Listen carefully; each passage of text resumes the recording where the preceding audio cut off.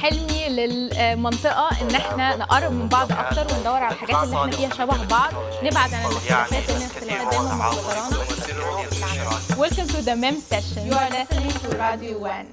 So my name is Damien Berger. I'm originally from Switzerland. I did my studies first in Zurich and then I moved to London where I studied Middle Eastern studies, or more precise, political economy of the Middle East and North Africa. And established in London with a very dear friend of mine a small research collective that is called Ishtar Meta-Analytics, where we cover political, economic topics on the Middle East region. When I graduated high school, I decided to just go out into the world. I ended up in Morocco, learned some Arabic there, met a lot of people who are still my friends today.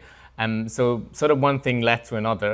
You can call it path dependency, but I ended up studying the region and Arabic as well. I am Amine Rahmani. I'm from Algeria, from a small city near Algiers called Blida.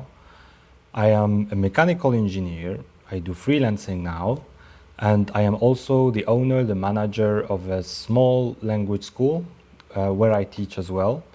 And I am also an amateur podcaster. I am very interested in geopolitics and diplomacy, so I applied for the MEM Summer Summit, hoping to meet people from different nationalities. I am open to a change of career at some point in my life, and it could go to maybe mediation or diplomacy.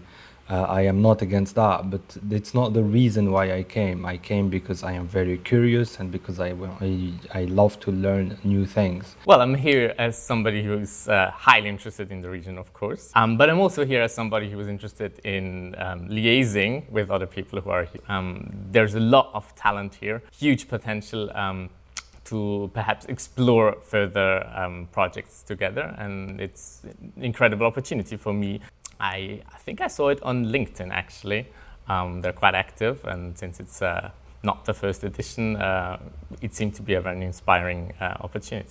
I expected something amazing, but to my surprise, it was even more. I was not disappointed at all. First of all, I did not imagine Lugano to be like this. It's a really, really beautiful place, beautiful city, and the nature is incredible. And then when it comes to the MEM Summer Summit, it's extremely interesting to see people from different nationalities talking among each other and also talking to them and seeing different points of views and also expressing my own points of views from my own country. I first looked it up online and I saw the profiles of the young changemakers of the previous years, so I thought I might just fit the profile. And then also, of course, I saw the potential to liaise with all the people who are here. So it wasn't just about myself and pushing Ishtar here, but also about exploring further prospects of cooperation with these people. I was positively surprised. Lots of topics. Everybody finds his or her own topic and his or her own speciality and sort of identifies with a certain part of the seminar, but all together sort of we're able to bring in our expertise, and that makes it so interesting. So we're looking at the issue, or we're looking at the region from so many different perspectives, but also sort of bringing together a valuable insight. Obviously, I cannot contribute with personal, although I've lived in the region, but I cannot contribute with personal upbringing or experience, intel on that. That is for sure.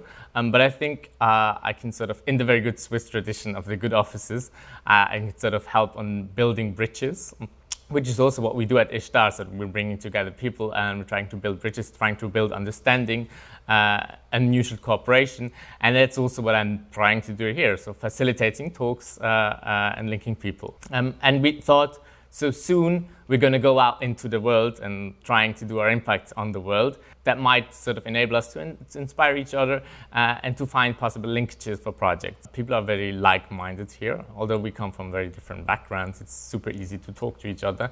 Also because we approach each other with a genuine interest. So it makes it easy to actually establish valuable connections, which I have to some of the participants. It's not possible to talk to everybody. We're a lot.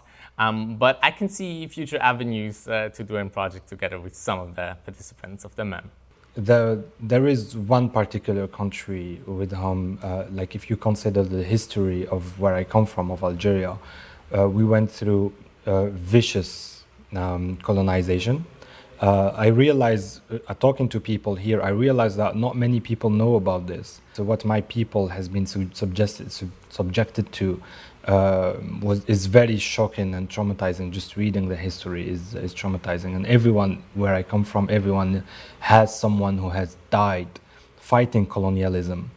And so meeting people who are from countries that I consider colonials wasn't something that I did not know how to feel about it at first. Seeing in the group chat before coming here, this guy is from a colonial country. How am I going to like talk to these people? Am I going to say good morning? Am I going to say good night to them? Like, am I going to be friends with them? Because it's a very sensitive subject to us. Like colonialism, especially in Algeria, that maybe more than other countries that were colonized, it's a very, very sensitive subject. So to my surprise, I personally did not see them as citizens of their countries, but rather normal human beings. We found a lot of areas of interest, common interests, and they are now, I'm very happy to call them friends. I idealize whatever politics is in their country, but on the contrary, they're trying to make things better, which is something that I respect a lot. And moreover, I have seen these people from what I believe to be colonizing countries, and these people from what I believe to be colonized countries, sitting together in the morning and having breakfast. And yes, this gives you a very different perspective on what humanity and what being human actually is. But it's important to not forget that these people are not just statistics, not just news. They are human beings. I can't wait to go back home and tell the experiences not only to my friends and family, but also to whoever listens to my podcast, to whoever follows me on social media, to be able to freely express what I think. I decided to struggle a bit, maybe have more difficulties in the making of the podcast, in order to be able to be free, to have freedom of expression. I did not feel any pressure from the people or from the government, even though I have very controversial maybe ideas that I share on the podcast, and maybe sometimes I have guests who have controversial ideas that I might agree or disagree with.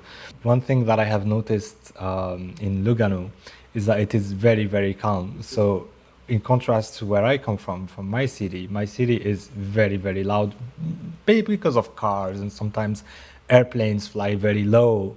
And so I would say in general, loudness is not a problem. You could even say, call your friend from a distance and nobody would look at you.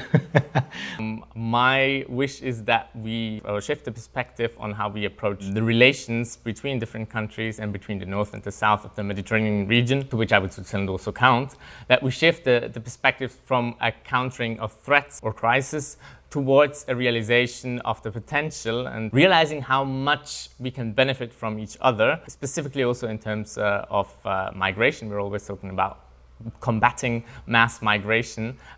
Why don't we talk about profiting from the people who come to us and how we can make the best use of it? I went to the mountain in Montbray, and I saw people, especially young women, sitting in the dark in the mountain.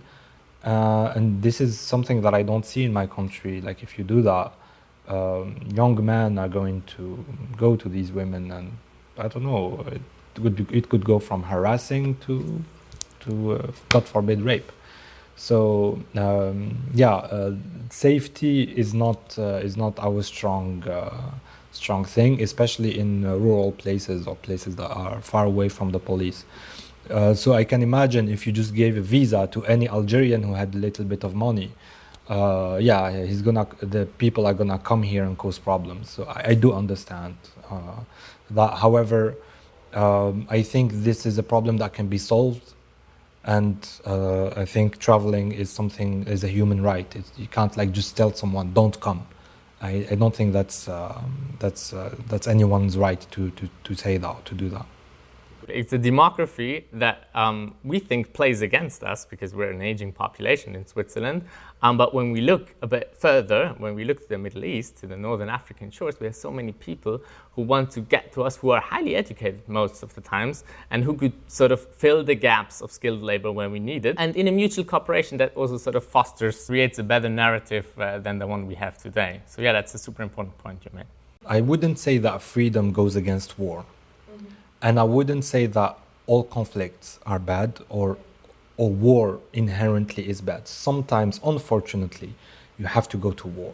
From my perspective, when I look back in history, I'm very glad that my grandparents' generation led a 7-year war against the French, during which a lot of horrible things my grandparents did and the French did, during which 2 million Algerians were killed only in 7 years, and recently in the 50s and 60s. So, but now I have dignity, I have my identity, I can I can enjoy my own culture, my own language, because before that, speaking Arabic or learning Arabic rather, or teaching the religion of Islam or any cultural thing from North Africa was considered illegal in Algeria. There are some cases where you have to go to war, unfortunately. If you can solve things diplomatically, and diplomacy is always very, very important, and of course when you go to war you have to end war as soon as possible, but sometimes you can't just let someone take advantage of you and delete you and not do anything about it. If there were more summits like this one, I think there would be no wars because we are going back home in a few days with a different perspective of the whole Mediterranean and Middle Eastern region, with a different perspective of each other's countries and each other's points of views.